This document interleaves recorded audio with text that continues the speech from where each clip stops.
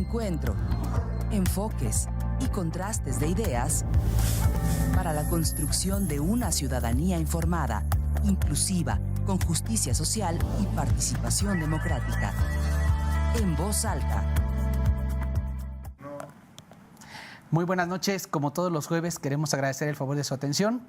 Esta ocasión vamos a tener un tema de suma relevancia como todos los jueves, pero hoy de manera particular creo que le puede servir a usted para una especie de orientación pedagógica en relación a las vacunas que hay en México, en relación a las vacunas que se mueven en el mundo para prevenir esta enfermedad llamada COVID-19 causada por un virus llamado SARS-CoV-2, y creo que nada más relevante y nada más importante que una opinión científica. Por eso esta noche hemos invitado a Karina Whitehouse, quien es doctora en inmunogenética por la Universidad de Cambridge. Es investigadora de nuestra Universidad Autónoma de Querétaro en la Facultad de Ciencias Naturales, profesora investigadora. Y la verdad es que, Karina, te quiero agradecer mucho el espacio que nos abres para platicar estos temas, porque creo que en el común de la sociedad a veces nos hace falta una orientación y ojalá que este programa pudiera servirnos para comprender qué está pasando con el tema de las vacunas, qué está pasando con el tema del COVID-19, cómo vamos en México con esos temas. Y la verdad es que son cosas que son necesarias para vivir el día a día como ciudadanas y ciudadanos de este país, que ya aprovechando que ya pasaron las elecciones, la verdad es que hay temas que nos deben de ocupar de manera inmediata, ¿no? Claro. Entonces, yo te quiero agradecer, Karina, que te abras un espacio en tus actividades académicas para compartir con el público de TV UAC, con el público de En Voz Alta, tu conocimiento desde una perspectiva científica. Bien. Fíjate que nosotros en el espacio de la televisión, en la radio de la universidad, siempre abrimos, digamos, foros de discusión en torno a diversos temas, ¿no? Hay gente que se ubica como izquierda, derecha, diestros, siniestros, y la verdad es que también hay gente que se ubica dentro del espectro del debate ideológico como conservadores, neoliberales y demás. Y nosotros en los medios de la universidad siempre buscamos tener voces que en otros espacios no encuentran apertura. Y creemos que el único requisito que tenemos siempre es, uno, mostrar evidencias de lo que se dice. Dos, que sea plural. La pluralidad no quiere decir que solo estés recargado hacia un lado del espectro, sino las dos posturas. Y para nosotros tu participación en los medios de la universidad ha sido muy enriquecedora, Karina, y lo digo con toda certeza, para orientar a nuestro público, ¿no? Compartida previo al aire, hemos tenido críticas muy severas de algunos detractores y algunos defensores de los grandes intereses de las farmacéuticas en el mundo en relación a algunas de tus participaciones, ¿no? Y el argumento siempre ha sido, a ver, la postura en este programa y en todo lo que se dice en la universidad es desde la ciencia, ¿no? Para evitarnos, lo decías muy bien, no somos niños de declararnos como vacunas o antivacunas, pero sí declararnos con una postura totalmente científica y que lo que hable sea la ciencia, y qué mejor que una voz calificada. Entonces, yo te quiero agradecer en este sentido la apertura y quisiera iniciar que nos platiques, a ver, en México hay cifras, ¿no? Hay datos de cuántas personas han sido vacunadas o inmunizadas, si se quiere decir así la palabra, tú me corregirás, sobre este tema del SARS-CoV-2, ¿no? Quisiera empezar por ahí.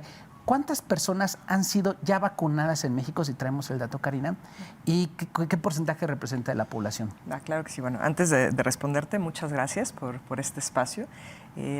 Tú dices que estás como muy agradecido de que yo esté aquí. Es al revés, en realidad, ¿no? Porque son muy pocos los espacios que se han abierto durante estos 4 años para poder tener una conversación, no un debate, una conversación con respecto a muchos temas que el grueso de la población no necesariamente tiene una comprensión cabal, ¿no? No tienen que tenerla, no están formados necesariamente en esos temas, pero que se han vuelto indispensables para, pues, su propia salud, ¿no? Entonces, yo lo agradezco mucho y sí, efectivamente, pues algo ha caracterizado esta pandemia, precisamente esa actitud infantil de estar en un bando, ¿no?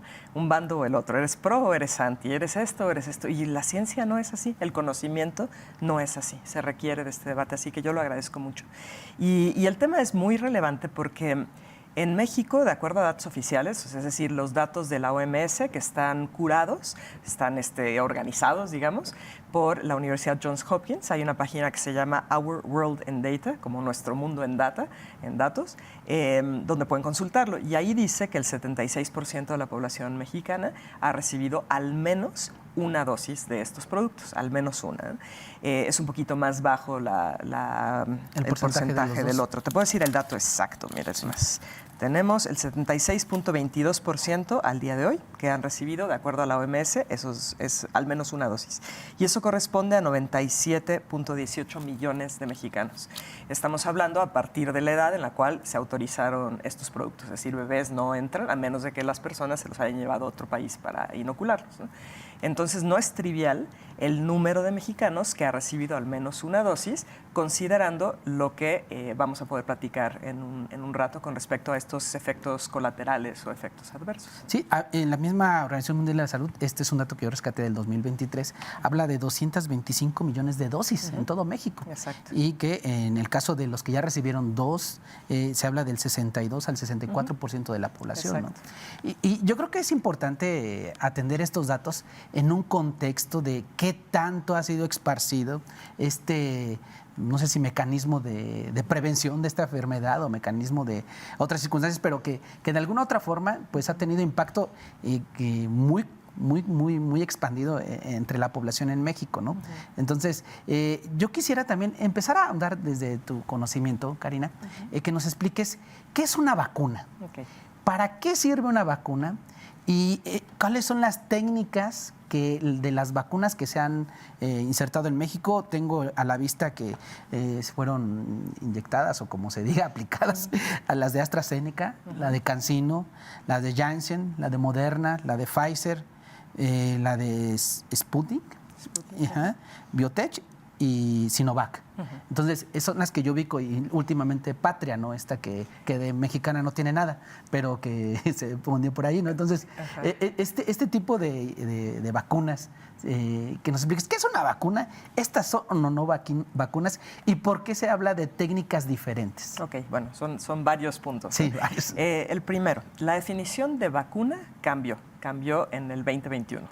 Después de la pandemia. Sí. Hasta antes de ese momento, una vacuna se consideraba un producto que era un preparado de microorganismos, fueran virus, bacterias, ¿no? Casi siempre son los únicos dos, menos común otros tipos de organismos, de parásitos.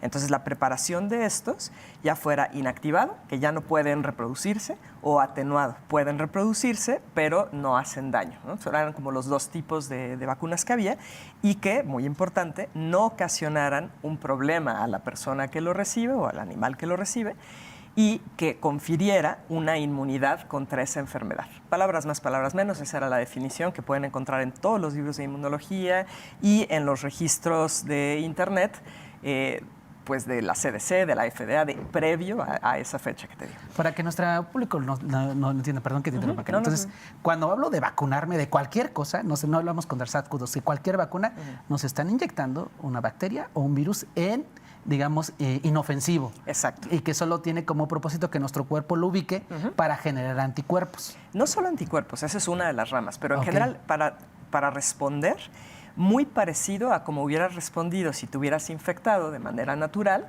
pero sin que tengas que pasar por la enfermedad, ¿no? Es un poco eso. Y eso genera memoria en mi organismo para cuando me expongo con el bicho. Sí, es como ni te enteras, ¿no? Claro, porque eso es una característica muy importante del sistema inmune de los vertebrados que tenemos mandíbula inferior. Esto es bien importante en la evolución, aparece más o menos hace 450 millones de años. Y con ese evento, la aparición de la mandíbula inferior, se da también un evento inmune, que es la habilidad de poder tener un repertorio de linfocitos, que es una célula especializada del sistema inmune, enorme, y que se genere memoria. O sea, si nosotros vemos, por ejemplo, una araña claro que tiene sistema inmune, pero no es un vertebrado y mucho menos tiene mandíbula inferior. Ellos no pueden hacer eso de la memoria. Tienen sistema inmune, pero eso no. Nosotros sí. Nosotros y los perros y ballenas y aves, ¿no? Todos los vertebrados que tenemos mandíbula inferior. Entonces, la idea es justo generar una respuesta inmune de larga duración. ¿Qué tan larga? La memoria, ¿no? Pues puede ser toda la vida. O sea, a ti te vacunaron contra sarampión, yo supongo, cuando eras niño. ¿Y te han vuelto a vacunar? No, jamás. Jamás, porque eso se pone en la infancia, 2 dosis y se acabó. y tú no vuelves a infectarte jamás porque da una inmunidad duradera. Lo mismo que daría el haberte infectado normalito, ¿no? Pasas por esa enfermedad y ya está. Entonces, esa era la definición de una vacuna, ¿no? Conferir esta inmunidad protectora con memoria específica utilizando un preparado, ya sea activado pero atenuado, o sea que no te hace inofensivo. daño. Exacto. O inactivado. Haz de cuenta, lo mataste a las bacterias, mataste al virus, por así decirlo, ¿no? Pero después cambió y se volvió antes de la pandemia. Incluyeron también algo que reflejaba las nuevas tecnologías, que podía ser una parte de esa bacteria o de ese virus. Por ejemplo, una proteína. Eso podía ser. ¿Cuál era el problema con eso?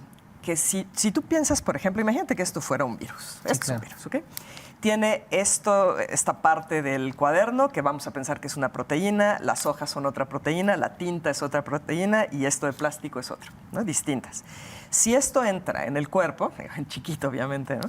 Vamos a tener una respuesta de detección de esta, la tinta y esto, 4 proteínas distintas o cachitos de esas proteínas y vas a tener memoria contra todas esas. Claro. Pero ¿qué pasa si yo arranco una hoja nada más y eso es lo que te doy? Solo vas a tener una respuesta contra esa hoja, no contra todo lo demás, ¿no? Contra esa proteína Exacto. de la bacteria o del virus. Exacto. Entonces, ¿por qué hacen eso? Porque hay algunos microorganismos donde la respuesta mayor es hacia esa proteína. Y entonces, bueno, se generan muchas copias de esa proteína en un bioreactor, se llama, se cuenta como un tanque enorme donde tienes ahí cultivando eso que estás queriendo producir.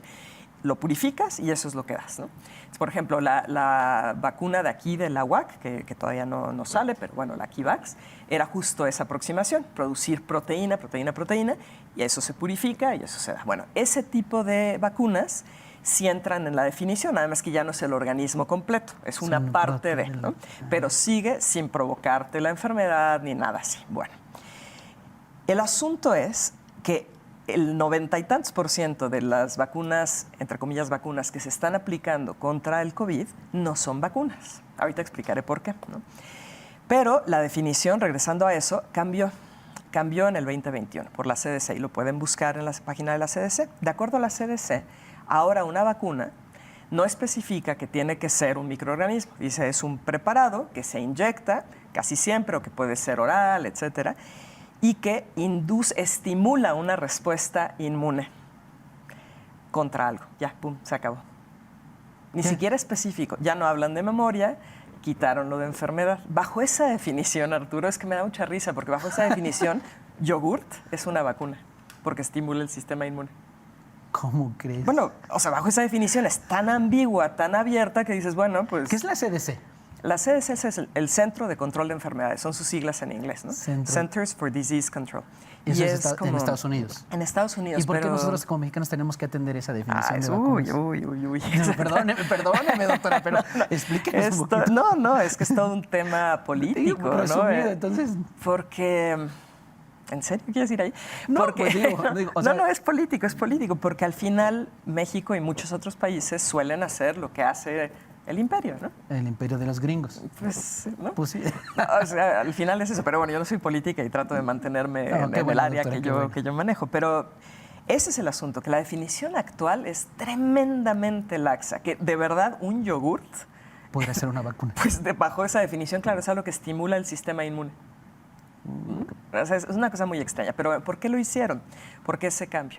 Porque estos productos que inyectaron no está confiriendo inmunidad contra ese agente, mucho menos de manera que quede una memoria a largo plazo. Por eso las personas están teniendo que poner, si eso eligen, otra y otra y otra. En Estados Unidos ya están recomendando la 9ª. Acaba de salir eso hace un par de semanas. Están recomendando la 9ª dosis. Me voy a regresar un poquito, doctor. Entonces, estas, ya para no darles su publicidad a estas marcas de vacunas, entonces, en realidad, no atienden esa definición anterior. No, y no ha llegado todavía a eso. Ahorita nada más es hacia qué es lo que hace una vacuna. Lo volvieron muy laxo, ¿no? Y eso vuelvo a decir, lo pueden consultar en la página de la CDC. Pero ahora es la tecnología, ¿no? Antes se hacían, los productos que nosotros recibimos de niños eran inactivadas o atenuadas, ¿no? Después se cambió hace poco tiempo hacia aquellas que son basadas en proteínas, ¿no? Entonces había inactivado, atenuado y basadas en proteínas, ¿vale? Y ahorita en este programa no creo que tenga mucho caso hablar que si son buenas, que si no. O sea, es un tema por completo así Polémico y diferente. aislado. Pues más que la polémica, porque no es huirle eso, es que es un tema completamente distinto. Pero estos productos en realidad son terapia génica, ¿ok? Cuando nosotros hablamos de terapia génica, la mayor parte de la gente lo que piensa es, no, pero eso es tomar un gen y cambiártelo, ¿no? O te hacen algo en el genoma. La gente piensa en eso. Entonces, no sé si quieras poner la número 1, por favor, de las diapositivas. No sé si pueden... ¡Ay, perfecto! Ahí está. Esto es tomado de una publicación que al final voy a poner todas las referencias, o la gran mayoría de las que voy a mencionar aquí. La terapia génica es más que eso. Incluye, por ejemplo, hacer edición genética. Quizás a tu público les suena estas palabritas de CRISPR-Cas. Está muy de moda ahorita. Lo pueden ver en las noticias incluso. Eso es terapia génica. Pero hay muchos otros. Y no voy a entrar ahorita que si hay ASO o XNA, no importa. El chiste es que hay muchas formas de hacer terapia génica. Y del lado derecho, en el círculo más rojo, dice ARN mensajero o ADN exógeno. ¿Qué quiere decir eso? Dar ARN mensajero o dar ADN que no es mío. Eso también es terapia génica. Esa imagen viene de un libro, lo único que hice fue ponerlo en inglés, en español, perdón, fue lo único, ¿no? Y del lado derecho podemos ver una imagen que está representando una de estas, entre comillas, vacunas de ARN mensajero, en este caso es la de Moderna, aunque lo mismo aplica para la de Pfizer, y tú mencionaste BioNTech, es lo mismo. Pfizer y BioNTech es lo mismo, ¿no? Okay. Son de ARN mensajero. En esa imagen se ve esos circulitos, ¿no? Esas bolitas son lípidos y adentro hay algo que parecen como gusanitos. Sí. Esos son las moléculas de ARN mensajero. ¿Okay? Ahí te marca 3. En realidad, la vacuna genética de Moderna tiene 40 billones por dosis de esos gusanitos. 40. La de Pfizer tiene 13 billones. ¿Okay? Bueno. Entonces, ¿qué es lo que pasa? ¿Por qué sería terapia génica? Porque la definición de terapia génica es darte instrucciones genéticas que no son tuyas para que tu célula produzca esa proteína. Puede ser que se inserte en tu genoma o no, eso no importa, por eso hay todos distintos tipos de terapia génica. Pero yo te doy las instrucciones. Entonces, y es importantísimo entender eso. ¿Qué instrucciones están dando aquí? La instrucción para que nuestras células fabriquen la proteína del virus, la proteína Spike. O sea, que ya no están inyectando la proteína, ni esta hojita de la libretita, no. Le están diciendo a tu sistema... ¿Cómo producirla? ¿Cómo producir esa proteína? Exacto. Oh, exacto, eso. Y qué eso, moderno. Bueno, qué moderno y qué tremendo. ¿Por qué? Porque no teníamos información acerca de cuáles podían ser los problemas potenciales a mediano y largo plazo. Porque esta tecnología, en particular la de ARN mensajero sintético, no se había utilizado fuera de ensayos clínicos muy limitados en los humanos. Y de pronto se aplicó al mundo entero, con diversas enfermedades, gente que ya había tenido el COVID, no importó, ¿no? No había un solo estudio, por ejemplo, que nos dijera, bueno, al menos vimos que no hay efectos de alteración en el desarrollo de un feto si tú se lo aplicas a una mamá. No había. No había un solo estudio con respecto a, oye, ¿y esto puede inducir la formación de mutaciones? Nada. Se aplicó de esa manera. En el caso de las que se basan en ADN, que sería AstraZeneca, Janssen, Sputnik, CanSino, de las que recibimos aquí, esas es muy parecido, pero en lugar de darte las instrucciones como ARN, te las están dando como ADN. ¿Cuál es la diferencia entre las dos cosas? Imagínate una célula y dentro hay un núcleo. Sí, en el núcleo está el ADN. Sí. Y esa es la información que es igual todas tus células, todas, ¿ok? Entonces, afuera, en el citoplasma, hay unas bolitas que se llaman ribosomas que lo que hacen es leer ARN. Entonces, normalmente, olvídate ahorita de estas inyecciones, tienes la célula, el núcleo, y cuando tú necesitas producir una proteína, se da un proceso que se llama transcripción. Quiere decir, un pedacito del ADN es copiado, como si lo cambias ahora a ARN, sale del núcleo, se va a los ribosomas y tiene las instrucciones para hacer la proteína. Eso pasa todo el tiempo y luego es degradado y ya, si no estarías produciéndolo todo el tiempo. Sí, claro. Entonces, con lo que hacen con el ARN mensajero de Pfizer y de Moderna es entra ese ARN al citoplasma y tus ribosomas generan la proteína. No tiene que entrar al núcleo, aunque luego platicaremos de qué pasa. En el caso de adenovirus, que sería AstraZeneca, todas esas que te dije, entra hasta el núcleo. Se inserta como si fuera un cromosoma. forma lo que se conoce un minicromosoma. Eso es muy conocido para todos los que estudian adenovirus desde hace mucho tiempo. Y entonces ahora tu núcleo tiene más información genética, ¿ok? Y eso pues hace el proceso de generar de nuevo ARN y entonces la proteína. Entonces, es muy importante que al público le quede claro, y eso pues intenté decírselos hace 3 años y medio, que no son vacunas, son terapia génica. ¿Y por qué importa? ¿Pueden poner la 2, por favor? Importa porque las definiciones, las palabras, los conceptos que tenemos nos anclan con lo que creemos saber de algo, ¿no? Entonces, si hubieran dicho, ponte la terapia génica para salvar vidas, en lugar de ponte la vacuna para salvar vidas, es probable que algunos dijeran, espérame tantito, ¿no? Usaron la palabra como muy genérica, aunque en realidad se trataba de terapia génica. Y eso es a lo que voy, que importa. Las definiciones, entender conceptos, importan. Y pues lamentablemente eso fue lo que hicieron, ¿no? No sé si quieras preguntar algo de esto antes de que sigas. No, pues entonces, en esta parte, en realidad, por eso me queda como claro que por eso cambiaron el nombre de las vacunas. Bueno, la definición de las vacunas, ¿no? Porque en realidad no fueron vacunas, sino fue terapia génica la que se usó y que fueron etiquetadas como, oiga, ¿y dónde estaban nuestros científicos, doctora? O sea, en México que no tenemos voces autorizadas, eso no se llama vacuna, se llama terapia génica. Digo, me queda claro que igual tú entraste en temas, ¿no? Pero la comunidad científica de este país, ¿qué hizo? Bueno, qué curioso que hayas dicho voces autorizadas, porque yo diría que en ciencia no tendría que haber voces autorizadas, solo tendría que haber voces y una discusión, porque eso automáticamente le pone el tú sí puedes hablar, tú no, pero sé hacia dónde vas. Yo lo digo de autorizar con conocimiento, porque Juan Pedro como yo no podemos hablar de esto porque no tenemos la preparación científica, pero un científico como usted o como otros miembros de la comunidad científica sí son voces autorizadas porque saben, ¿no? Claro, o sea, voces con conocimiento, digamos, ¿no? Bueno, tiene razón, voces con conocimiento. Digamos que el otro tiene un rollo jerárquico pero claro, o sea, ¿qué pasó? Muy pocos en distintas partes del mundo hablamos, ¿no? Y lo digo en plural porque tú lo sabes, Arturo. O sea, yo llevo 4 años hablando al inicio solamente de la pandemia, ¿no? Y conforme se fue acercando lo de estas autorizaciones, entre más me puse a investigar, pues más dije, a ver, espérenme un segundo y traté de avisar, ¿no? Traté de avisar. ¿Qué pasó? Que al final se censuró. Y no estoy diciendo que la UAC haya censurado, fue un poco circunstancial lo que pasó. No, solo para que nuestro público tenga un ejemplo, le voy a poner, permítame interrumpirle, doctora. Nuestra audiencia tiene que saber que cuando empezó la pandemia, nosotros la tuvimos a usted como invitada en varias ocasiones en los medios de la universidad y al menos nuestro canal de YouTube lo tumbaron.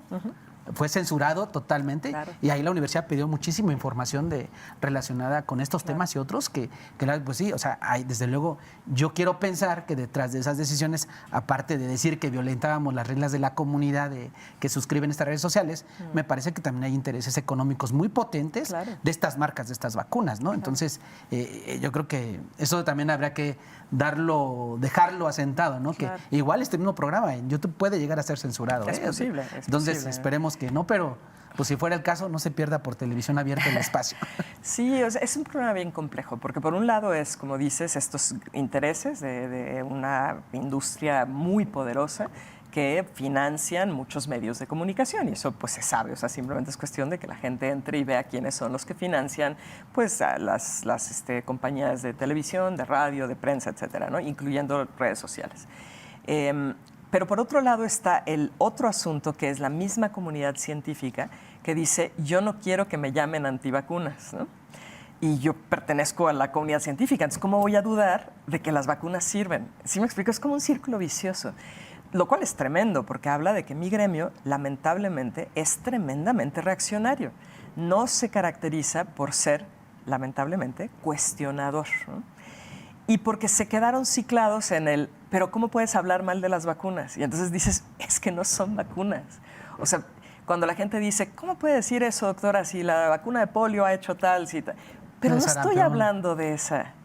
Esto no tiene nada que ver con la vacuna de polio, ni rotavirus, ni nada. Como dije, eso sería tema de otra cosa por completo, ¿no? Un programa enorme, larguísimo. Esto es terapia génica. ¿Qué sabemos de terapia génica? ¿Qué evidencia tenemos de su seguridad y de su seguridad en la población en general? O sea, mujeres embarazadas, por ejemplo. se empezó a aplicar en mujeres embarazadas sin contar todavía con la evidencia de que eran seguras. Y eso fue un escándalo. ¿Por qué? Porque salió publicado, si no estoy equivocada, por ahí de marzo a abril del 2021, un primer estudio que presentaba los resultados del análisis de la aplicación de la vacuna de Pfizer-BioNTech, que es de ARN mensajero, en mujeres embarazadas, ¿no? Y dijeron, ya, ahí está la evidencia de que no pasa nada. Y al final tuvieron que hacer una retractación del estudio. ¿Por qué? Porque los datos que habían presentado, que venían en el material suplementario, que lamentablemente pocas personas leen, o sea, cuando tú lees un artículo, hay también material suplementario muchas veces, pero muchas personas no lo ven. Y ahí se veía cómo habían contabilizado el que no hubiera habido abortos. Y fue tremendamente tramposo, porque no tomaron en cuenta el periodo completo, ¿no? Entonces, cuando se veía el periodo completo, se veía que había abortado un número muy importante de mujeres vacunadas, ¿no? Eso está ahí, o sea, cualquier persona puede entrar y decir, a ver, voy a buscar el artículo y se ve retractación, estos fueron los errores de este artículo. Eso es muy serio. ¿Por qué? Porque se aplicaron estos productos, ahí puse solo el ejemplo de mujeres embarazadas, pero se aplicó a personas sin poder tener la certeza de que eran productos seguros. Y las consecuencias las estamos viendo ahora, ¿no?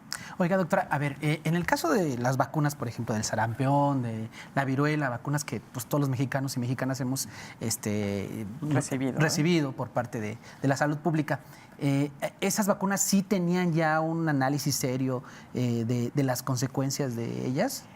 O sea, es una pregunta, digo, porque a lo mejor se va a oír muy feo, pero la ciencia avanza en la medida que experimenta, ¿no? Sí, claro. Entonces, claro. Es a partir de error y experimento, que va evolucionando la ciencia. Y yo creo que es parte fundamental del método científico el cuestionamiento de estas cosas. Entonces, en el caso de estas vacunas ya pasadas, ¿sí había un tema o en realidad también, igual que estas otras, fuimos experimentando los resultados?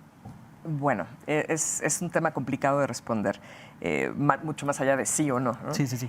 En términos de tiempo, pues obviamente ha habido mucho más tiempo. Conforme más pasa el tiempo, más puedes ver efectos y demás, ¿no? Pero cuando se aprobaron, cuando se empezaron a inyectar, cuando se empezaron a suministrar, ¿teníamos claro los científicos o las científicas de aquel momento de los impactos de esas vacunas? En algunos casos mucho más que en otros. Yo te propongo algo, Arturo, para que no nos desviemos del tema de estos, porque de verdad, si no va a quedar en la mente de las personas que estamos hablando de lo mismo y no es lo mismo. Te propongo, si estás interesado, que hagamos en otro momento una sesión de esas otras, de las vacunas, ¿no? En realidad. Sí. Pero aquí que nos centremos en las vacunas genéticas, porque lo que está ocurriendo tiene que ver con cómo fueron elaboradas y la tecnología en la cual se basan, ¿no? Entonces, no es por batear la pregunta. No, de manera general, algunas tenían más evidencia que otras. Hay mucha área para poder discutir y decir, a ver, espérate, pero ¿contra qué lo comparaste? Que ahora con estas, ¿no? Pues simplemente por el tiempo, ¿no? Simplemente por el tiempo. No, pero en aquel momento, ¿se habría más evidencia que estas ahora?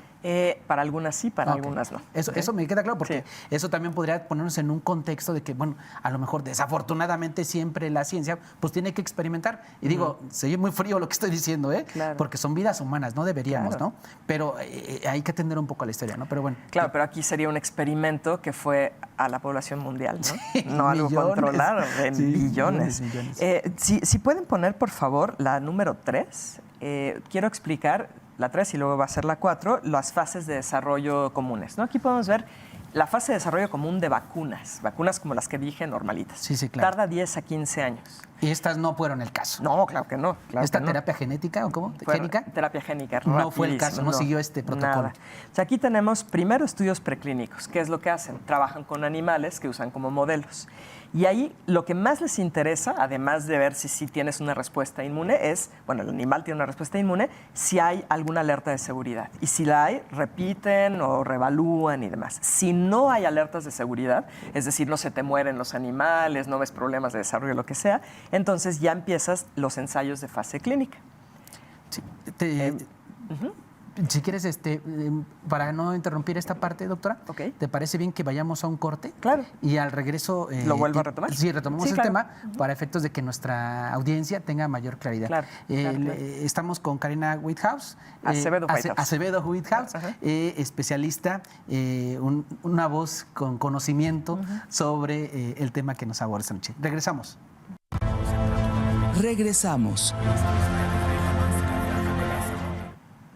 Muchas gracias por estar con nosotros. Estamos esta noche platicando sobre el tema de la terapia Génica. Estamos con la doctora Karina Acevedo Wijats, especialista en esos temas. Y bueno, nos gustaríamos retomar la parte de las fases que tendrían que seguir una vacuna. ¿Cómo ves si le entramos con eso? Sí, perfecto. Entonces, si ponen, por favor, la número 3. Perfecto. Entonces decía, estudios preclínicos con animales. Y ahí identifican que hay problemas de seguridad, paran, lo vuelven a intentar o de plano dicen ya no. Y si no hay problemas, entonces ya entramos a los ensayos clínicos, que requieren voluntarios, ¿no? Entonces ya son con humanos. Y está la fase 1, y ahí, sobre todo, ven si hay problemas de seguridad. Si sí hay problemas de seguridad, tienen que volver a evaluar las dosis óptimas, volver a hacerlo. Si no hay, pasan a la fase 2. Y ahí que ven si hay problemas de seguridad y si funciona, ¿no? Porque pues, si no te funciona de nada, ¿para qué lo haces? Y ahí tienes dos posibilidades. Si sí hay problemas de seguridad o si no funciona, se cancela el estudio, ya. Pum. Muchos ensayos clínicos quedan en ese nivel. Pero si no hay problemas, pasas a la fase 3, que es con más personas, típicamente en decenas de miles de voluntarios. Y ahí de nuevo vemos alertas de seguridad o falta de eficacia. Si sí, se cancela o se reevalúa. Y si no, pasamos a una aprobación, una autorización o aprobación, empiezan a fabricarlo a gran escala y luego se lleva a cabo un monitoreo post-aprobación. Para ponerte un ejemplo, la vacuna de rotavirus, una vacuna que salió, no recuerdo si fue en los 80s o 70s, creo que 70s, ya estaba en monitoreo post-aprobación y empezaron a tener casos de intususcepción, que es que el intestino tenga tanto movimiento que se mete un pedazo dentro del otro. Imagínate como un calcetín que se hizo así. Y eso es peligrosísimo porque se necrosa, pierde oxígeno, pierde sangre y entonces pues, puede matar. Y entonces eso pasó con algunos niños que habían sido vacunados y ahí lo pararon. Eso sería la alerta de seguridad en el monitoreo post-aprobación. Y dicen, no, pues ya esto no es seguro, ¿no? Eso sería lo típico y tarda 10 a 15 años. Ahora, si pueden poner la siguiente, por favor. Esto es lo que ocurrió con las vacunas genéticas anti-COVID. Entonces, no hicieron estudios preclínicos antes de empezar los estudios clínicos con esos productos, sino que usaron los que ya estaban disponibles con tecnología semejante, ¿ok? ¿Había alertas de seguridad identificadas? Sí o no, no importó, pasaron a los ensayos de fase 1 al mismo tiempo. Por eso la línea del tiempo ya no es horizontal, es así, ¿no? Vertical. Exacto. Como todo lo autoritario. Sí. Y al mismo tiempo hicieron fase 2 y fase 3. Algunas de estos productos, algunas marcas, los hicieron al mismo tiempo. Fase 1, fase 2 y fase 3. Las autorizaron incluso sin haber terminado los ensayos de fase 3. Y fíjate dónde empiezan a fabricarlas. En fase 1. ¿Realmente crees tú que iban a decir si encontraban un problema de seguridad? Ah, no, todo lo que invertí no importa, ¿lo pierdo? Por los millones de dólares, no creo, ¿verdad? Claro que no. Entonces ahí empezaron a fabricarlas. El monitoreo post-autorización comienza y no importa si han encontrado alertas de seguridad, con muy poquitas excepciones no han dicho, bueno, esto se para. Una excepción sería ahorita AstraZeneca, por ejemplo, ¿no? Eso fue el asunto y fueron autorizadas por emergencia, como digo, antes de que acabaran los ensayos de fase 3, que es lo que se ve en la caja gris de hasta abajo. Y por otro lado, pasó algo que nunca había ocurrido, nunca en la historia de la vacunología. Desenmascararon al grupo control. ¿Qué quiere decir eso? Cuando tú haces ensayos clínicos tienes dos grupos, el que va a recibir la vacuna, o la vacuna genética en este caso, y los que reciben un placebo, que es una inyección de solución salina o lo que sea. Y no deben de saber ellos que recibieron, porque si no tienes la posibilidad de que haya efectos hasta psicológicos, ¿no? Claro. Bueno, entonces nadie sabe. Idealmente tampoco saben los médicos o las enfermeras que lo aplicaron, ¿no? Idealmente, es doble ciego. Bueno. Antes de acabar en la fase 3, ya que contaban con la autorización, dijeron, no, es inhumano que los del grupo control no estén vacunados. Desenmascaremos, hay que decirles, tú recibiste placebo y los vacunamos. ¿Qué hace eso? Pues que ya no puedes saber lo que ocurrió terminando el estudio, ya no tienes un grupo control. Eso jamás había ocurrido. Y esto se dio, todo lo que está ahí, en 8 meses y medio. Sí, porque yo creo que el grupo control es importante porque Claro. ahí mides las consecuencias, ¿no? Por y ahí supuesto. no sabes, y ahí ya, si a todos los vacunaste y no después de placebo, no sabes si los síntomas son de la vacuna o de otras cosas. Exacto. Sin embargo, si hay un grupo que no fue vacunado y no presenta ciertos síntomas que los que sí fueron vacunados, entonces, Claro. entonces sabes que la vacuna provocó ese síntoma, ¿no? Claro. Entonces eliminaron lo que posiblemente podían tener como consecuencias. Claro, y la lógica que ellos decían era, bueno, es que, como dije, es inhumano, ¿no? Pues hay que protegerlos, todo. Pero entonces estás violando tus propias bases del ensayo clínico, ¿no? Que requiere forzosamente un grupo control. Sobre todo si estás usando, como fue el caso aquí, productos que no se habían utilizado antes fuera de ensayos clínicos que ni siquiera llegaron a fase 3, ¿no? Entonces, eso es algo muy serio. Y yo sé que hay personas que dicen, ay, pero Karina, o sea, estamos en el siglo XXI, tenemos tecnología que nos deja saber que todo estaba bien, pero el tiempo es el tiempo. A menos de que esos científicos que me han dicho eso sean chamanes, no podemos viajar en el tiempo. ¿Estás de acuerdo, no? O sea, vaya, no. Si tú quieres ver lo que ocurre después del embarazo, te tienes que esperar hasta después del embarazo.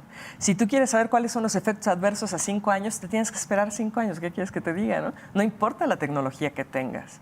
Entonces, eso fue otro problema. Y entonces, bueno, hay quien dice, pero es que estábamos en una emergencia, ¿no? Estábamos justo, realmente doctora, le quería decir, eso. yo recuerdo algunas voces que decían, oigan, pues nos tenemos que brincar esto, porque sí o sí, y el virus está causando muertes.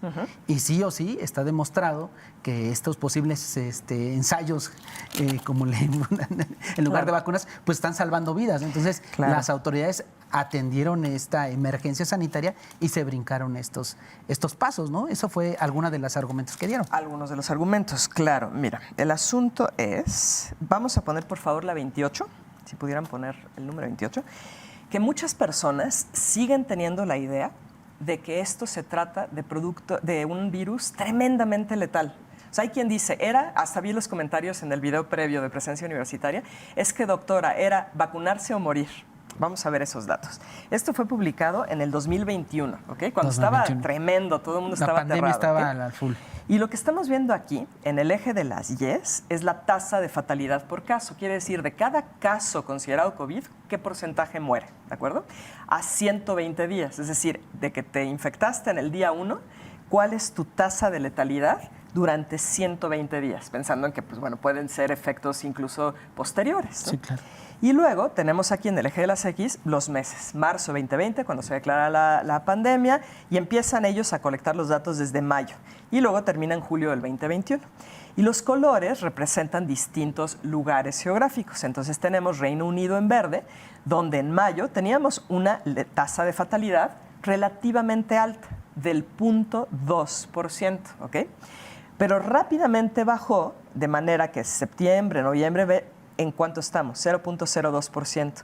Lo mismo ocurre en Japón, en Australia, en Malasia, en Corea del Sur. ¿Por qué esos países? Porque son los que Luo y colaboradores tenían los datos para analizar. Ponen la siguiente, por favor. Nada más, permítame, a ver. Pero estas personas, si regresamos al anterior, Gibson, ¿estas personas fueron vacunadas? No. Aquí, fíjate las fechas. O sea, es posible que hayan sido vacunados. Por ejemplo, en Reino Unido, en diciembre, el 8, si no estoy equivocada, de diciembre del 2020, se autorizaron. Entonces, habrían sido entre enero y febrero vacunados algunos, ¿no? Malasia, por ejemplo, empezó un poco después. Pero acuérdate, la fecha, o sea, todo 2020 no teníamos vacunas. Hasta inicios del 2021 y gradualmente van incrementando el porcentaje de personas vacunadas. Sí, porque entonces la caída de decesos en Reino Unido no se explica por la vacuna. No, claro que no. No, pues entre mayo y noviembre no había vacuna, ¿no? Claro. Gracias, doctor. La siguiente es una publicación de Pesulo y colaboradores que incluye a Johannes Ioannidis, que es un investigador, el epidemiólogo más citado del mundo, quien es asesor de la OMS. Comento eso para que no crean que estoy sacándome datos así al azar, ¿no? Aquí tenemos tasa de fatalidad por infección y edad, ¿no? ¿Por qué? Porque desde el inicio se supo que COVID no afectaba igual a personas de acuerdo a su grupo de edad y a las comorbilidades que tenían. Entonces, mira, del grupo de 0 años, o sea, recién nacido a 19 años, la tasa de fatalidad es menos de 0.001%. Y en el grupo de 60 a 69 no llega al 1%, que es el grupo más afectado. Entonces, aquellas personas que dicen, pero es que ¿era vacunarte o morir? No. Si estabas más allá de 60 años, tenías en promedio 1%. Menos de 1% de probabilidad de morir. Pero la tasa de fatalidad global, mundial, tomando todo en cuenta, es 0.03%. ¿Pueden poner la siguiente? Porque es posible que la población que nos escucha no sepa lo que implica 0.03%. Al final es muy abstracto. Ahí pueden ver un montón de puntitos. Y a lo mejor alcanzan a ver 3 puntos rojos. ¿Ok? Eso sería 0.03%. O sea, 3 casos en todos esos. Eso es la tasa de fatalidad global de COVID. Así que no era o me vacuno o muero. O sea, vaya, lo puse así porque es muy la gráfico. La ciencia es dura, la ciencia son números, ¿no? No son emociones, la ciencia son datos, ¿no? Claro, y qué bueno que dijiste eso, porque al final es como, justo, la ciencia no son emociones, pero lo que predominó en esta pandemia y a la fecha, viendo los comentarios de algunos en lo de TVWAC, lo que predominó fue la emoción. Fue la rabia, fue el miedo, sobre todo, el miedo, y desde el miedo no puedes tomar decisiones racionales. Entonces, las personas, lamentablemente, tenían la idea de, es que si no me inyecto, muero. Pero ya vimos ahí los datos globales de cuál era la tasa de fatalidad. ¿Eso quiere decir, está diciendo Karina que no murió gente? No, claro que no estoy diciendo eso. Estoy diciendo, esos son los datos oficiales de letalidad. En algunos países fue un poco mayor, sobre todo relacionado con tres cosas. La estructura de edad de la población, por ejemplo, en Italia, que murió mucha gente al inicio, había muchas personas mayores de edad. Es menos común ser más joven en Italia, está sesgado hacia eso, ¿no? Sí, por los segmentos poblacionales. Exacto. 2, comorbilidades. No es lo mismo que te infectes teniendo tú, no sé, problemas inflamatorios, diabetes, cosas así, que si estás sano, ¿no? O sea, no es lo mismo. Y 3, el tipo de tratamiento que se dio. En México, 9 de cada 10 intubados moría. 9 de cada 10. ¿Por qué? Porque esa intubación no era el procedimiento adecuado. ¿Por qué? Porque la gente tenía inflamación en los alvéolos. Les ponían a presión oxígeno y lo que ocasionaban era un barotrauma. Hay muchísimas publicaciones que dicen, uy, eso es así. Entonces, el virus por sí mismo, muy poca letalidad. Doctora, se nos está agotando el tiempo y hay 2 preguntas que quisiera que me contestara y para que nuestra audiencia... A ver, la primera, y ya usted me dice cuál pelotea primero. Okay. Una, hasta la fecha, ¿cuáles han sido las consecuencias negativas el habernos suministrado estas vacunas? Okay. Y si hay alguna marca en particular, ni modo, le damos su llegue. Esa parte. Y lo segundo, ¿me vacuno o no me vacuno, no?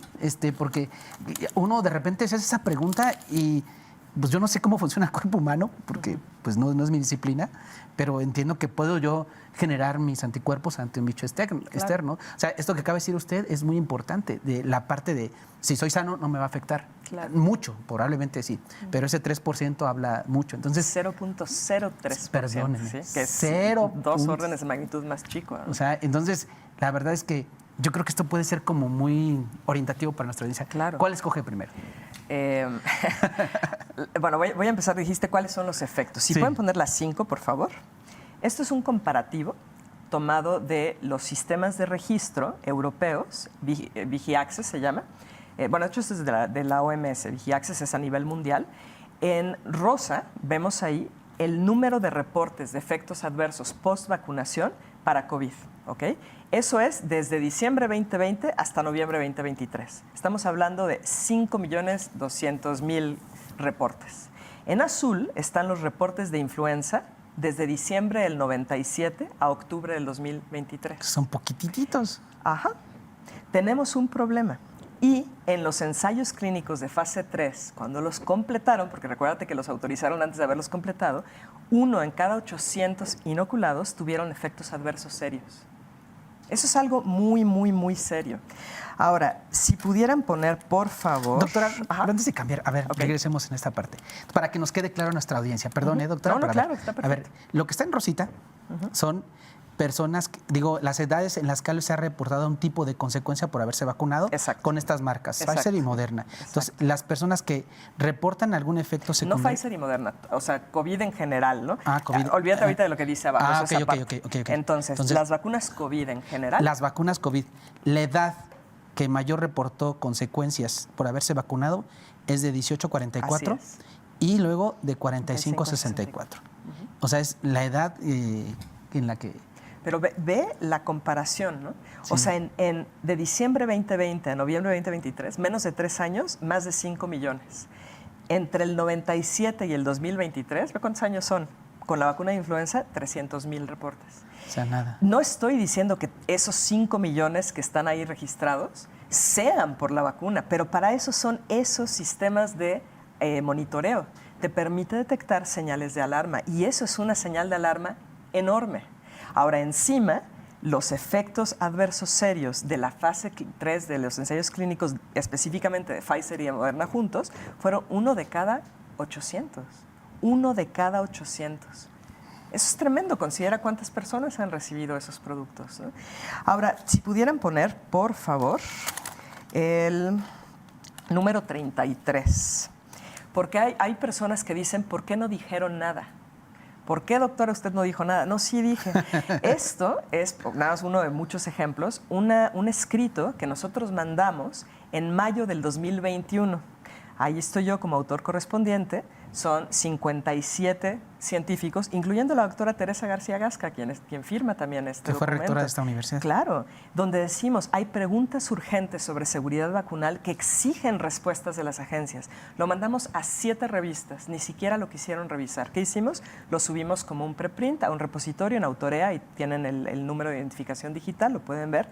Y ahí se veían ya desde mayo del 2021, fíjate que estamos ahorita en junio del 2024, mayo del 2021 ya se veían esos efectos. Si pueden poner la imagen de las figuras, nada más quiero que vean cómo se veía. Lo que estamos viendo aquí es millones de personas vacunadas con al menos una dosis en el eje de las X, en el horizontal. Y en el Y son muertes diarias por COVID. Entre más se vacunaba en India, más muertes COVID se daba. Lo mismo en Colombia, lo mismo en Mongolia, con un poco más de ruido. Y en el mundo en general, imagínate todo el ruido que hay ahí, y aún así se puede ver esa tendencia. Entre más se vacunaron, más murieron. Hay una explicación mecanística. Obviamente en una hora que tengamos de programa no puedo explicar todo, ¿no? Sí. Pero eso se dijo, lo dijimos. ¿Por qué ni siquiera fue revisado el artículo? Supongo que por grandes intereses de las farmacéuticas, ¿no? Claro. Entonces es muy fuerte. Y si pueden poner la 36 en lo que te respondo la siguiente. Aquí tenemos en la 36, son distintos códigos QR para que las personas que quieran puedan buscar algunos, solo son algunos. En el libro que escribí son más de 1000 referencias, Arturo. Si quieren ver las publicaciones que dicen esto es terapia génica o que sí había efectos adversos y se sabía desde un inicio, o que no se queda en el lugar de la inoculación. Estos productos viajan hasta el cerebro, viajan y llegan a órganos reproductivos, o que hay más mortalidad de enfermedades, o cuánto tiempo seguimos produciendo la vacuna y más información. Creo que pueden sacar una foto de esto y con sus teléfonos ya ir directo, pero solo es una probada, ¿no? Ahora, para responder tu pregunta, yo nunca le he dicho a la gente, haz esto o no hagas esto. Nunca. Tu pregunta es, ¿nos vacunamos? Mi respuesta es, si ya empezaste a entender que aquí hay mucho más de la idea que nos dijeron de son seguras y efectivas, entonces busca información. La información está. Y entre más conocimiento tengas, más puedes tú tomar una decisión informada, con responsabilidad sobre tu propio cuerpo. Eso es todo. O sea, nunca le voy a decir a las personas qué hacer. 1, no me corresponde, ¿no? Y 2, necesitamos ya, como humanidad, tener responsabilidad sobre nuestras propias decisiones. Qué respuesta tan dura.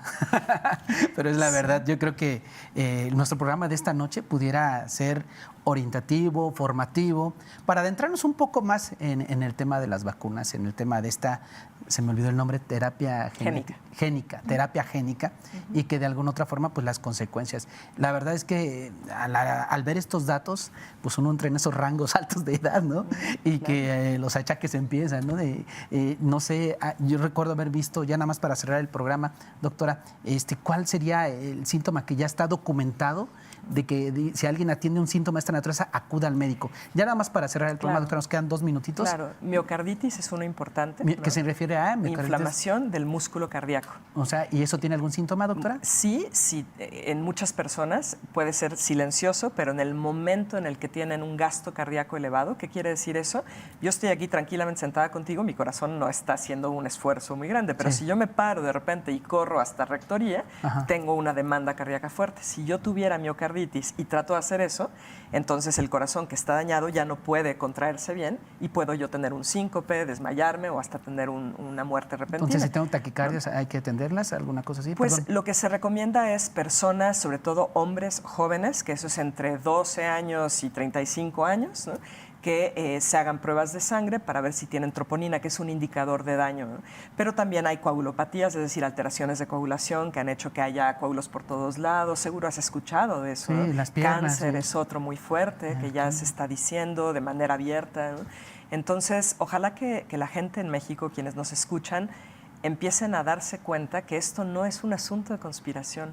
No lo es un asunto de decir lo que está pasando y no es por generar miedo a las personas. Entre más sepan lo que les está ocurriendo, más pueden buscar ayuda, porque hay ayuda, se puede ayudar. Ok, pues doctora, yo le agradezco muchísimo que nos haya abierto este espacio de reflexión, de diálogo.